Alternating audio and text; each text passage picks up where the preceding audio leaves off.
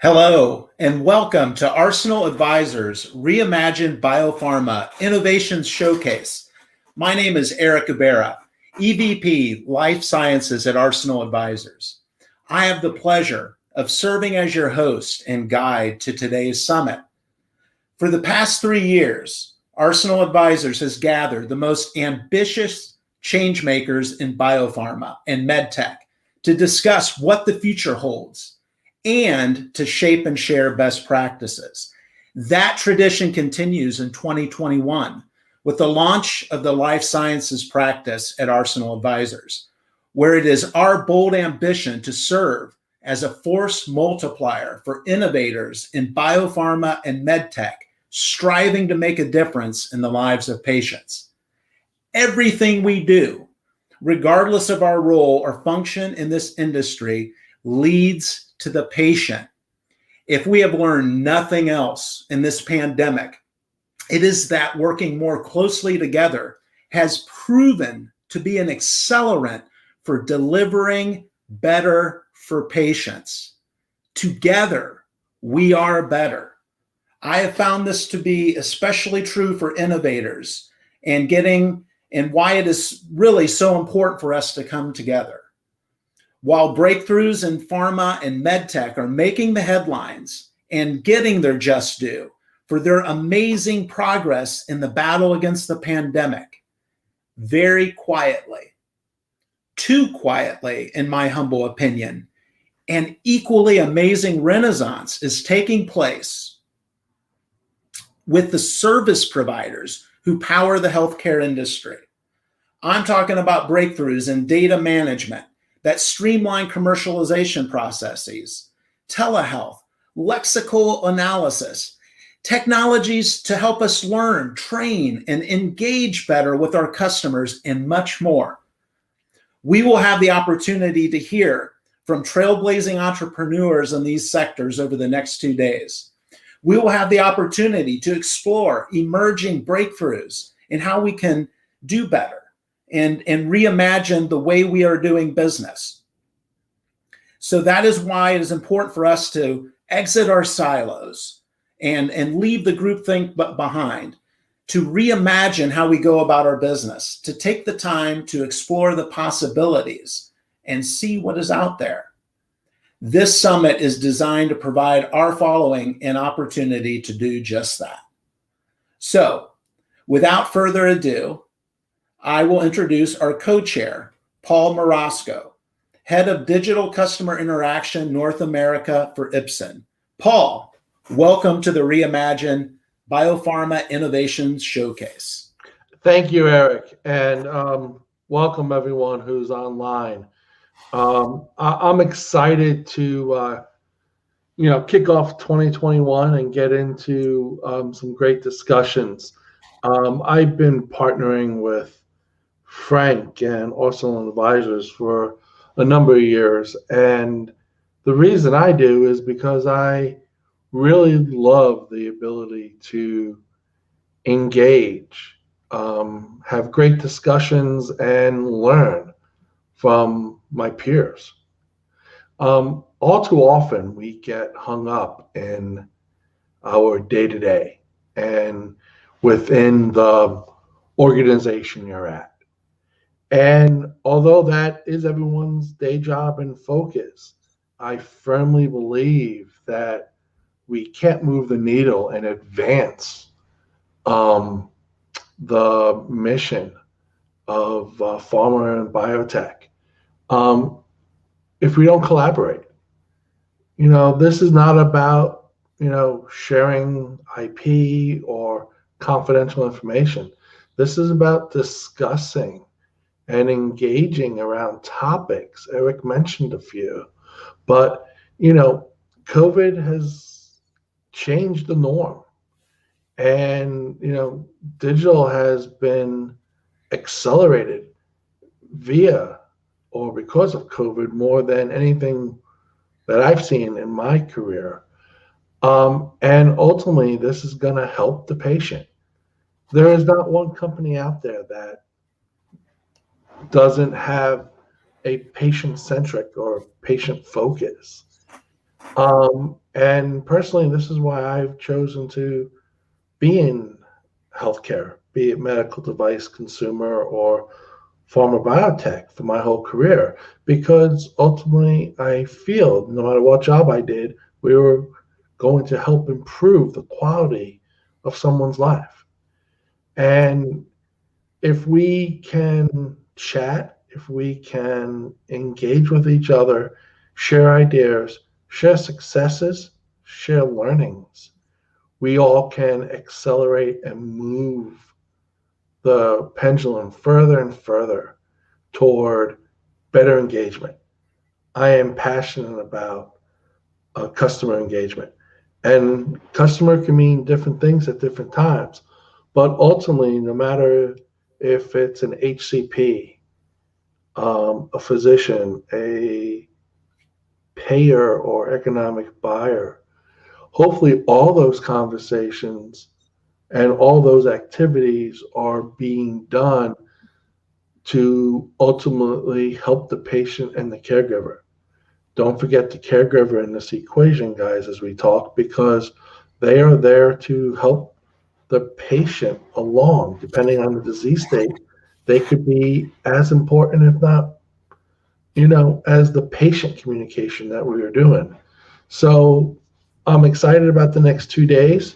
I'm humbled that Frank has asked me to co-chair this event. And you guys are enjoying to hear me speak. We got a great list of topics coming up. So I will just leave it as please engage, use the chat, don't be shy, because this should not be a monologue. This should not just be a let us talk to you. We want to know people on the other side, particularly in this virtual world. It's a little tough. You can't see body language all the time. You can't have someone, raise their hand freely. So use the chat, hit a comment. Those who've heard me speak before, comments are important. I mean, disagree with somebody, throw the comment out there. Hey, let's discuss this because I think you're totally off base. This is how we grow. This is how we learn from each other, because candid, transparent debate and conversation is really where you learn. Think about it. It goes back to you as an individual. If I love the saying, if your dreams don't scare you a little bit, you probably aren't dreaming high enough. Once again, if you take verbatim everything we say, I would say you may not be engaged enough. Challenge the speakers. And I'll just say thank you for taking the time out of your busy day. And I will turn this back over to Eric. Thanks, Paul. Well said. And just to reiterate, we encourage our audience to participate and engage. So now I would like to introduce the man who started the REIMAGINE BioPharma Summits, founder and CEO of Arsenal Advisors, Frank Dolan. Frank, welcome to the program. Hey, thank you, Eric, and certainly thank you, Paul, for being a co-chair. I just want to say welcome to everybody. We're so glad you're here. There's a couple of things that I really, really do love, having spent my career in the biopharma industry. I love leadership, and I also love marketing, and that's why it thrills me that we can give attribution to both Simon Sinek and Seth Godin when it comes to really popularizing the phrase, people like us do things like this. When I think about my 20-something years at 7 different companies, much like other folks, I met a lot of incredible people along the way, involved in some really neat brands and organizations. When I think about some of the best people that I've ever met in this industry, there are 2 things that really stand out to me. The first is those truly great people, leaders, even without title. They were selfless. They realized that they were serving a cause bigger than themselves. And you saw that with their behaviors. Virtually everyone I've ever met has told me about their intentions, but these epic leaders, their behaviors align to doing things like being continuously helpful, being generous with their praise, and connecting everything that they do with a bigger mission. The second thing that those incredible people truly have that are very, very special, the ones that we really want to celebrate on platforms like this, those folks also realize that we need to be an industry that is unified. I think at some point in time, your leadership maturity gets to the point to realize as life science leaders, we ultimately need to root for one another. And how that comes to life is doing things like this, is sharing time and ideas with others. If we come together to ideate and as leaders solve the biggest challenges facing our industry, we will be able to come together and deliver on that unified value, which is to improve and extend patients' lives. I have a very personal story that drove me to ultimately start both Arsenal as well as provide some of these think tanks and summit settings. Over 20 years at different companies and different leadership roles, mostly in commercial at different biopharma companies, it really wasn't until we had the experience, which I hope no one ever has to share ever again, is when you have a patient under your own roof. That really changes the frame. I spent many times at national sales meetings, at investor conferences, talking about my organization's patient centricity. But when you think about it and you need an innovation for someone that you care about very much, maybe that person's yourself, and you think about the time you spent in this industry and the number of times we've spent 60 minutes in boardroom C for something that could have been accomplished in 20 minutes, and you multiply that by hundreds of meetings, thousands of policies, or many, many folks that you work with that decide in their role, they're just going to keep doing things the way they've always done it. People like us do things like this. We collaborate, we ideate, we come together. At some point, we're all patients. So it's important for us to root for each other. So I welcome you to the summit. We are going to share some incredible ideas. We're going to shape some amazing best practices. And you are joined by some of the most generous and prolific leaders in the biopharma and medtech industry. So on that note, welcome to everyone. And Eric, thank you for the intro. My pleasure, Frank. And thank you for getting us kicked off and setting the tone and pace. So for our first session, it is my great pleasure to kick off our summit with a topic that can not only help biopharma and medtech be great places to work, it can also serve as a performance multiplier. Here to guide us on these insights into how successful diversity and inclusion initiatives can achieve that end is Jay Graves, Army veteran, founder and CEO of Pathfinder Business Consultants. Jay, welcome to the program. Hey, Eric. Hey, thanks for having me, Frank, everybody. I really appreciate the opportunity to join the show again. I've always enjoyed being a part of the program, and what you guys are doing is amazing work. And I just want to take a second, the comments that were made just before bringing me on, so true. I really hope that resonates with the folks who are following the program. For me, you mentioned, I'm an Army veteran. For me, I was going to be a lifer. I loved my time in the military, and I unfortunately became that patient. I was diagnosed with diabetes after my first tour in Iraq, and I knew that I would not be able to be the leader that I wanted to be and the leader that my soldiers deserved. And so I went and became that patient, and that's what led me to the pharmaceutical world and the passion around taking care of patients, educating physicians in the community so that they could help other patients with diabetes. That was my area of expertise. When I saw that, the better the organization, the better the leadership, the better we were in serving the patients. And that's what it was all about. So I love this platform, and I'm honored to be here today. Thanks. Thanks, Jay. Really appreciate that insight into your leadership journey and what brought you to this industry. So, Jay, I think one of the hot topics, and there's really no doubt about it, diversity and inclusion is something that is a priority broadly across corporate culture, but especially in biopharma. And there is universal agreement, I think, that it's the right thing to do. Mm-hmm. And that it'll help make companies, beyond a shadow of a doubt, a great place to work, or if nothing else, a better place to work. Yeah. Yeah. But successful diversity and inclusion programs can offer much more than that. Mm-hmm. Okay. Yeah, they absolutely do. And I do have a couple of slides and some statistics to share in case people are interested. So I don't know if we can bring those up, but there are definitely benefits to having a diverse organization.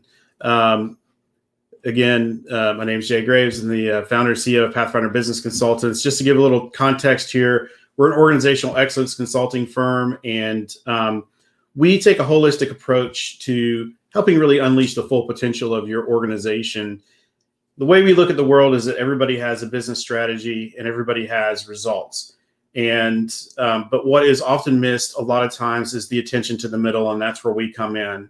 And that's looking at your people strategy. We look at everything from your corporate and team culture to your diversity, equity, and inclusion, leadership development, talent optimization, employee engagement, and then the change management process so that you can continue to thrive.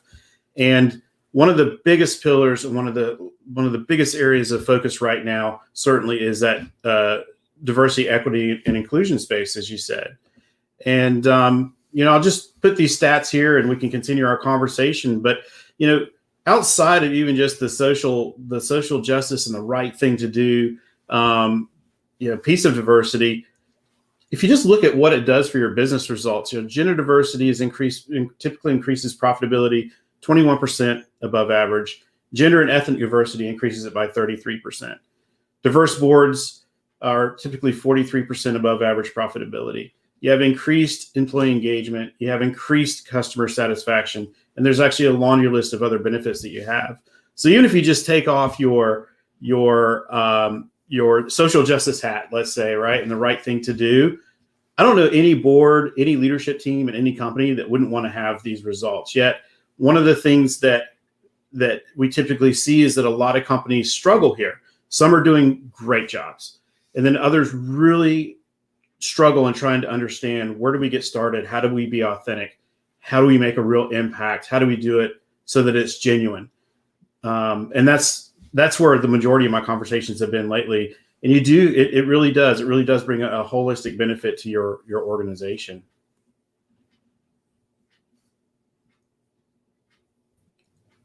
So Jay, I guess one of the questions that sort of jumps to mind is where to begin. I know in my experience, that beginning process for helping organizations at least raise awareness began with something known as unconscious bias training.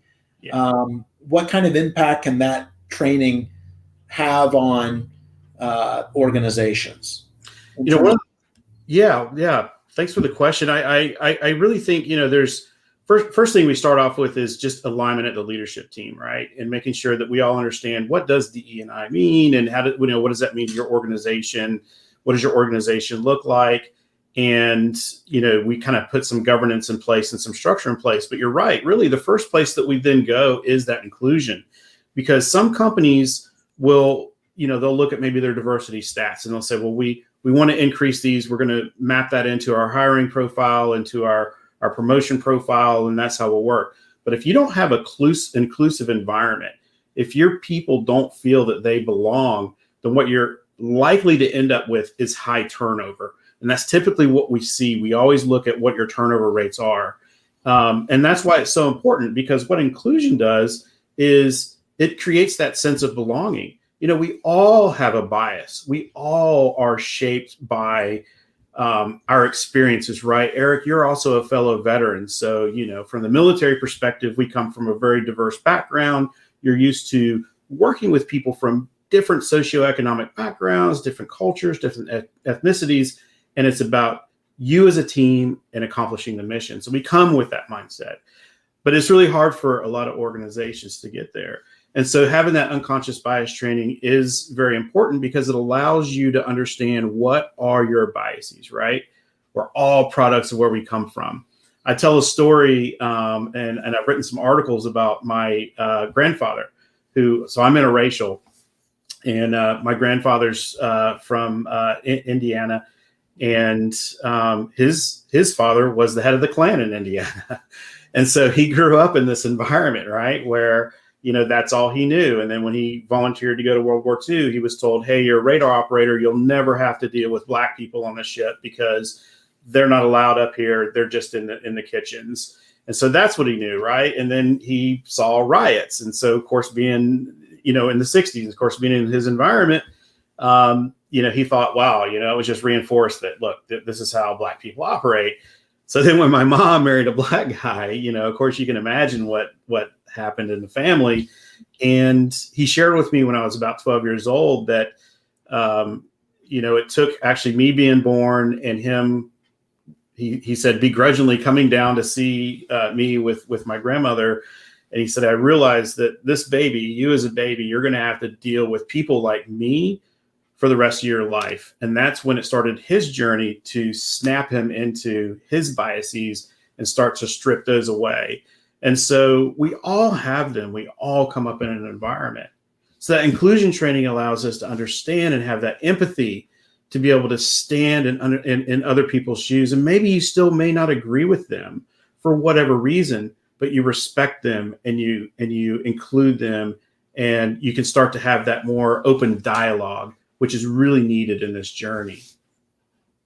Wow, Jay, that's such a powerful story. And I think one of the key elements, which that story, I think, almost epitomizes the value of self-awareness. Like maybe that's step one.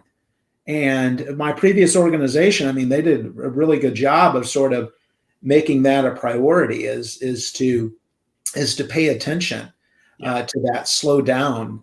And that unconscious bias training, it was helpful. It took your grandfather a much, different process, but just that step of self-awareness, I think, is such a key component. Mm-hmm. And I think you really hit the nail on the head. Seeking to understand, maybe before attempting to be understood, was a mantra one of my previous sales leaders, in kind of ingrained in me, that I think applies to this. Absolutely. Absolutely. You have to start with yourself. And then if you just have to have that maturity, that's all we need, is just that you can have that empathy and maturity to look at yourself and be willing to challenge yourself. And then in the training, it's about, having that mindset and understanding yourself, and then being able to openly have a safe environment to openly share. And that's what we always want to have, is that safe environment, right? Where no questions are off the table. We're not attacking each other. We're really, truly trying to seek, and understand each other. And then the journey, once you can have that, then you can make progress down the rest of the journey. Absolutely. So what kind of impact can this training have on individual development? I'm certain that, I think it's probably pretty clear that this will certainly help leaders, but what about individual development? Well, you really just start to see yourself in a different light, right? I mean, even myself coming up, as an interracial person, I always thought, wow, I'm just really culturally diverse and everything else. But, you and I, Eric, we've shared some stories in the past. We've been able to live around the world, and we've been exposed to different cultures. And really what I learned was, I only knew what I only knew. But by having that mindset, you become a lot more accepting and a lot more understanding. And really, you just become more of a sponge, right? When you're going into debate, when you're going into conversations with others. So as a person, personally, for your development, I really think you start to see the world in a bigger lens than you did before, because you have taken down some barriers. You have taught your brain and yourself to be able to say, well, maybe my initial reaction is, I don't really like what I'm seeing here, and, they, right? They do this and they do that, but you have that check in the back of your head saying, well, wait a minute, why are they doing this? Why are they doing that? It just makes you a more well-rounded person. Absolutely. There's no question about it. I think one of the things many organizations are sort of sitting there thinking, we've got a program in place. We've got great people leading these initiatives in terms of creating a more inclusive environment and having a proactive approach with incorporating diverse talent into the organization. One of the things we discussed, though, Jay, because I think a lot of organizations now are kind of like, well, now what, right?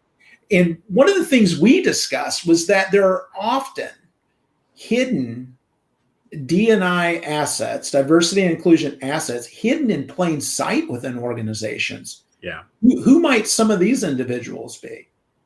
Well, I mean, I think we kind of talked about or hit on it a little bit, right? I mean, us as veterans, one of the things that I found when I first went to our headquarters when I was at Roche, I thought that we would have a big diversity program. At the time, we had a women's initiative, but we didn't have a formal diversity program in place.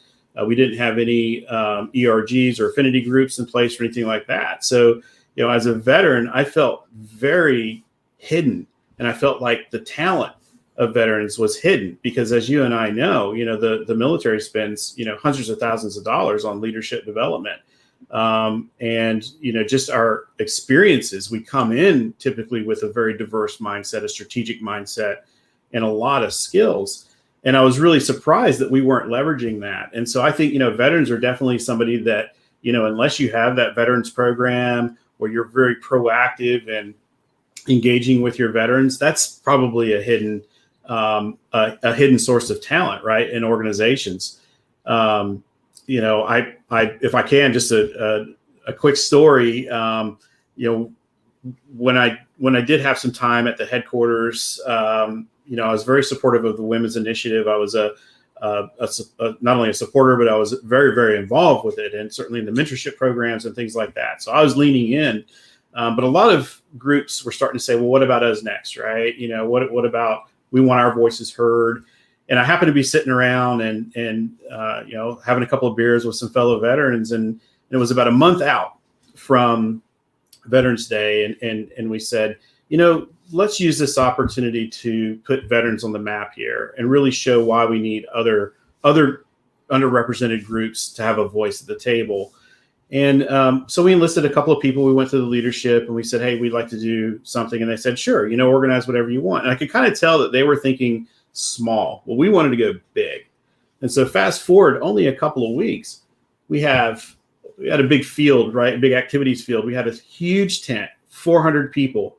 We had the chairman of the Joint Chief of Staff. So if nobody knows who that is, it's the highest level military person in the country who reports directly to the president.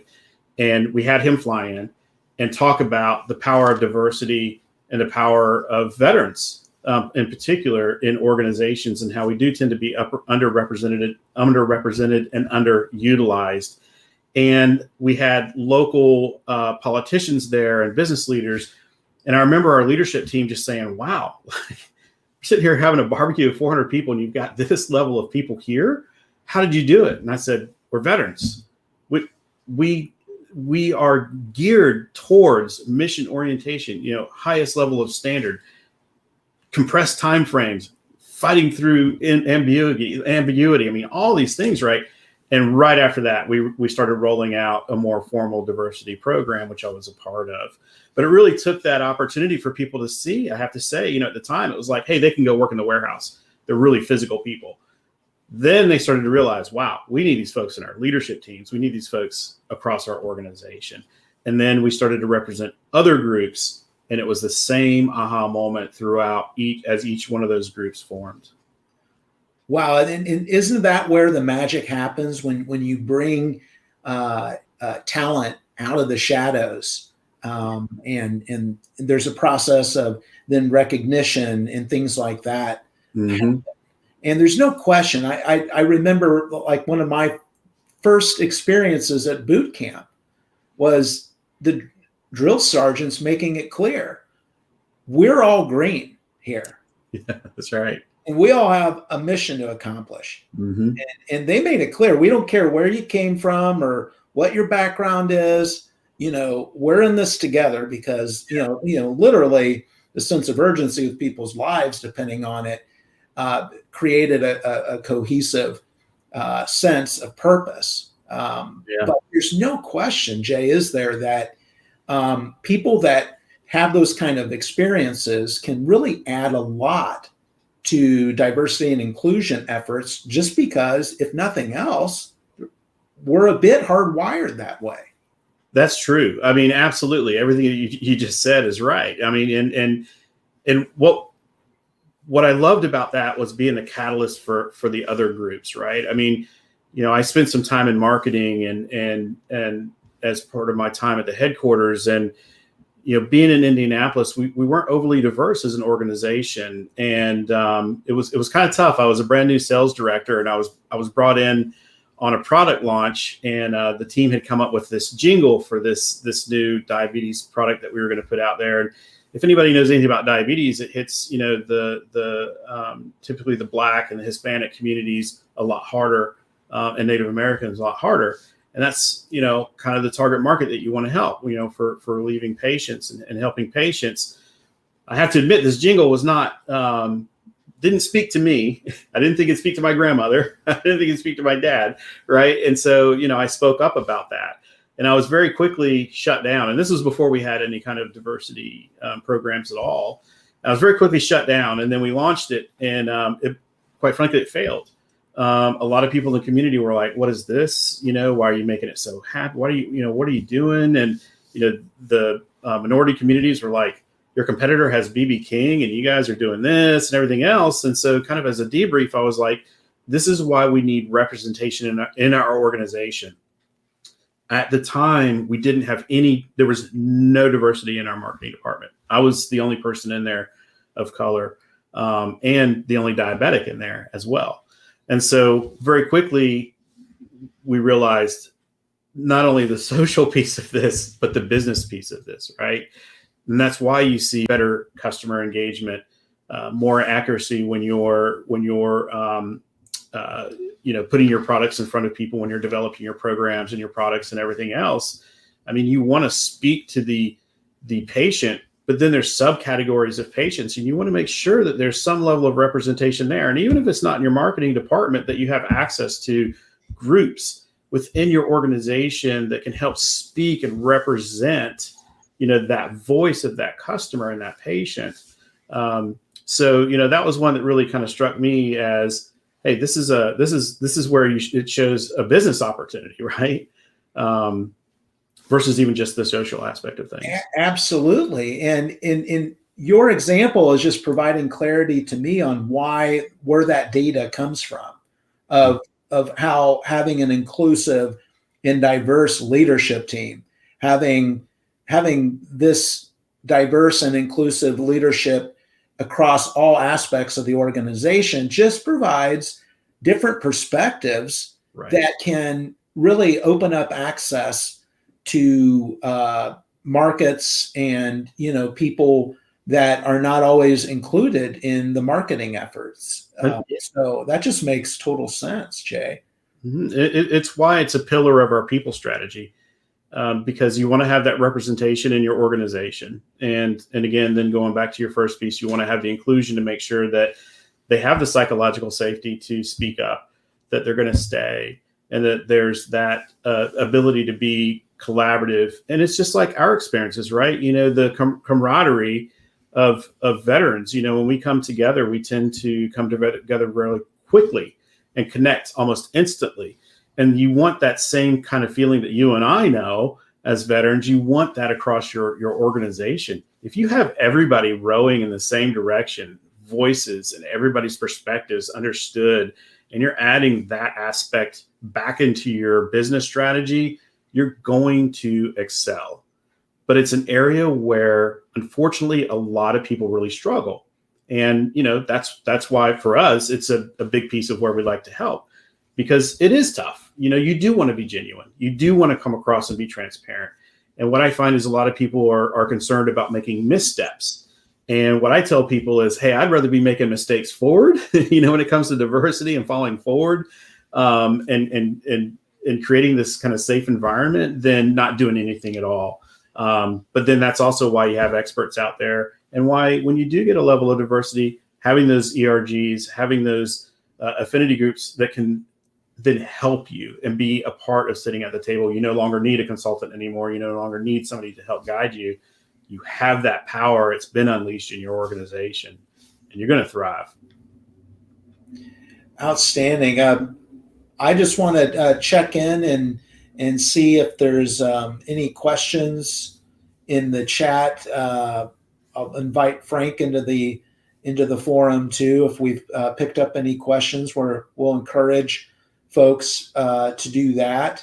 And while we're doing that and giving Arsenal Nation some time to check in with us, Jay, can you share with our folks how people can get in touch with you and Pathfinder Business Consultants? You bet. So I don't know if you are able to pull up the slides, but you can reach me personally at jay@pathbcs.com. You can visit our website at www.pathbcs.com, and you can call me directly at 919-527-5656. I'd love to hear from you directly. And quite frankly, any way that we can possibly help you, this is our passion. This is why we get up every day, is to help you and your organization thrive and help your people really unleash their talent. So please, pick up the phone, send an email. I'd love to speak to you. So, Jay, I'm going to direct a question to you that came in. This individual's looking for advice on being in a less than senior role, but identifying that your organization doesn't necessarily have a well-defined or at least internally announced diversity initiative. How does someone at a more junior level bring this topic forward in a safe way when they are surprised that their senior leaders apparently have not made this a well-known initiative? Yeah, unfortunately, this is typically what we find. And it was my experience too, right? That we needed kind of this grassroots voice. And what I would say is that, if you as an individual, maybe you're an individual contributor, or you're not in a position where you have the authority or power or whatever, they're probably like-minded people that you are talking to as fellow employees. One of the things that we've seen has been really successful is when you gather those employees together and take a very constructive approach, right? Do some initial research, like I shared the statistics, here's the power of diversity. Here is what we're hearing from our fellow employees. They really want this. There's studies right now, right? Generations in the workplace, as the newer generations are coming into the workplace, they're actually demanding that companies have sustainability programs, that they have diversity programs. So, pull together some of these facts and some of this data, and it's readily available online and super easy to find, and gather a couple of the like-minded employees and sit down, if you can, with a couple of the leadership, or, seek a leader that is one of those transformational leaders in the organization, and sit down with them and map out your discussion and kind of show them what you have. And then from there, you can start that grassroots discussion. And I have to say, that's how a lot of these start. That's my story going back to the veterans. We're all sitting around, right? Just having a couple of drinks. Yeah, we had the women's initiative, which was awesome. We were like, man, we've got the template. Why don't we start to put other organizations this template? But it had to start off as grassroots, and we had to, come forward. And it was just 5 of us. I remember 5 of us sitting in a room with the general manager or the head of, diagnostics for North America, saying, we'd like to do this, and here's why. And it was kind of like, sure, go for it. So a lot of organizations really do start off grassroots. What I would say is just have that courage. Have that courage. You don't have to go it alone, because I guarantee you there are going to be other employees that feel just like you. Come together. There's power in numbers. have your information, have your kind of call it argument for why you want to have this program, and then start taking it to the leadership team. So I've got one more question that really represents something that I'm seeing thematically here. Okay. And that is, how do hiring managers balance the often known or secretly known pressures to backfill positions, quickly, while giving the market its opportunity to allow you to have a search that better represents the world we're trying to live in, the audiences that we serve? Well, our philosophy is always, hiring is one of the most important things you can do in your organization. Don't rush it. I mean, all three of us here, right, have been in these positions of leadership where we've had open positions. I led a sales team. Open positions meant loss of sales, loss of productivity. So I understand that urgency. But what we tend to do is work with recruiters, first of all, to understand how are they getting a diverse slate. Are they going to HBCUs? When we've worked on initiatives in the past with some companies, maybe they're trying to increase their Latino population or Hispanic population. Are you going to UTEP? Are you going to places, right? Are you going to the source to find talent? What are the organizations that you're connected to? If they're not connected to them, we connect them to those, because that can also be a quick way to get a diverse slate.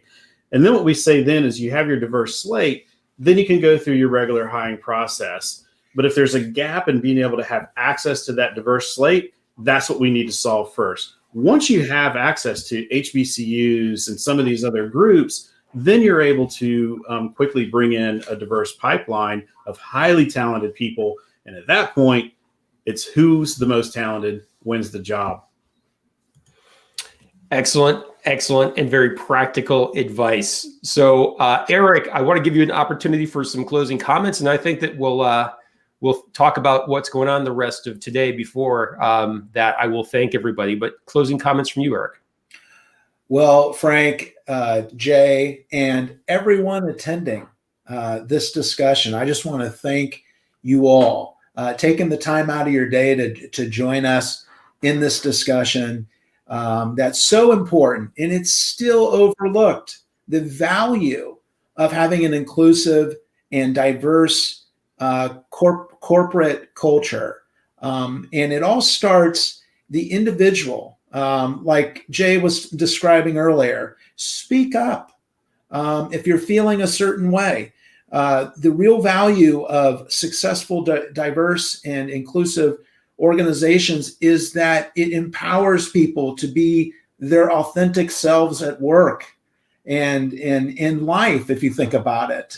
So we just encourage folks that, if nothing else, speak up, engage with Jay, Frank, or myself, because this is a topic that's not going anywhere. We're still in the beginning stages of learning how to implement this. Mm-hmm. And to make this work for our organizations.